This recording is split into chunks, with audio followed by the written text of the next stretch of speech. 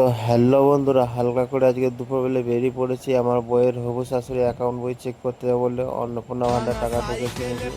আর এদিকে আমার পিসির দেওয়া সাইকেলটা নিয়ে বেরিয়ে পড়েছি রেডি হয়ে। তো দেখতেই পাচ্ছ আমার পিসির দেওয়া সাইকেলটা।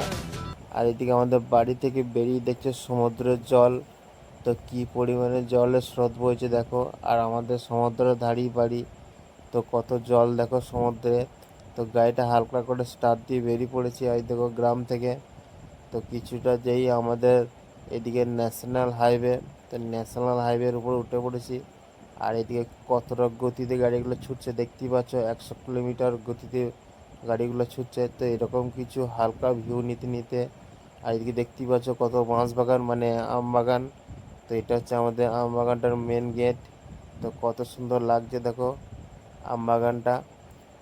তো কিছুটা দূর যাওয়ার পরে দেখতে পাচ্ছ আম বাগানটা শেষ হয়ে গেল। আর এই যে দেখো ফাইনালি চলে এসেছি আমাদের ব্যাংকে। তো ব্যাংকের ভিতরে ভিডিও করতে দেয়নি, আর এদিকে আমাদের ব্যাংকে টাকাও ঢোকেনি।